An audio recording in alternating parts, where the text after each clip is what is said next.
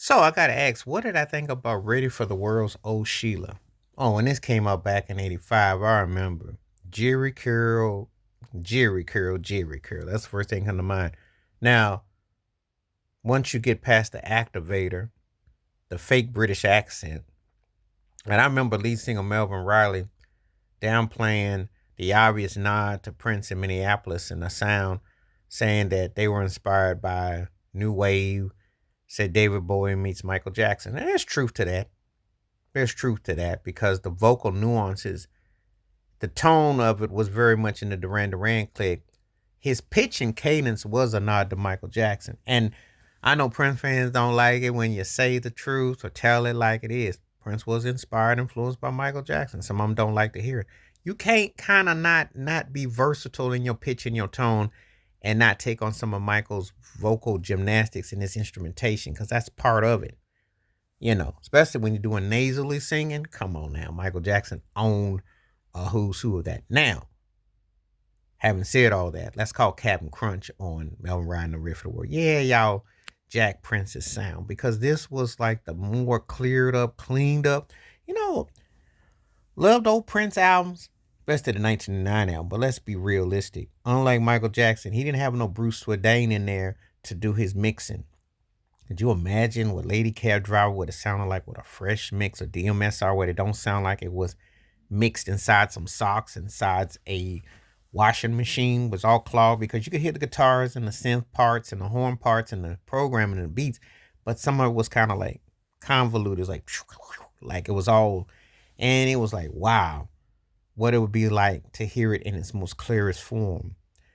Well, that's what it sounded like when I got to hear Oh Sheila, because the digital, the way Ready for the World, they cut it. You could hear what it would have sounded like. Yeah, they took the groove from Lady Cab Driver, the 1990 era, which was huge because Prince's, the Minneapolis sound, not just Prince, but Prince was the godfather of it, was everywhere. You could not avoid it.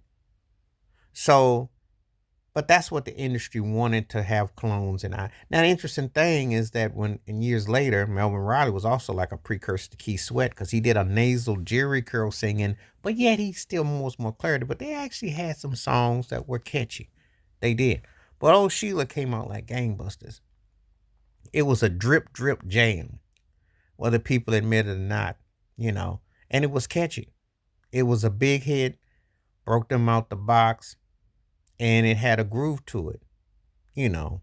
But you knew where it came from and you know how it was going on. Just like Digital Display. But Oh Sheila was a catchy song, you know. And it was the kind of song that you dance to, that you groove to. Did you really think that all these guys are going to be around 15, 20 years later? Probably not.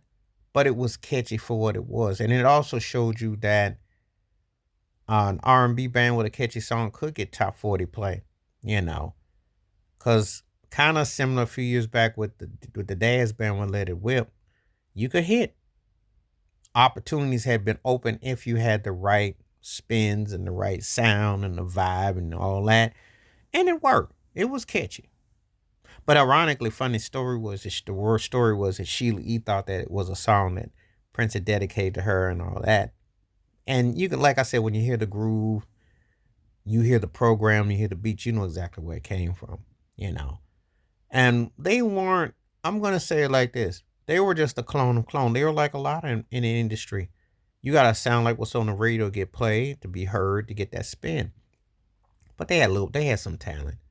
They're from Flint, Michigan. They had some talent. But let's not kid ourselves. Oh, Sheila came out and was catchy. And that's what that's what they wanted. That's what the radio wanted. Now, the funny thing about it is I don't think that song gets spun a whole lot in retrospect. It still does, but it's kind of like at the Jimmy Juke joints. You know what I mean? It ain't one of them songs that people say is age well where they'll still remember it. And they had an okay run. They had an okay run. But old Sheila was catchy though. Don't even front. The Jerry Curl juice is still on the screen somewhere. Some cameraman out there right now who did that video probably still got to wipe off a big old smear of juice because that activator was all in the camera, all on display. But if you remember old Sheila and you heard the Prince correlation and the connection, Tell me what you think. And do you still like the song? Do you think it was a classic, or do you think it was just of its time? Please like, subscribe, welcome thoughts, comments, and I do respond. Thank you. Wash your hands, keep your mind clear, watch out for another. Share it if you like it, hit that membership. Because when you do requests like this come true, stay safe, stay blessed, stay woke, stay free. I'm out. One time. Peace.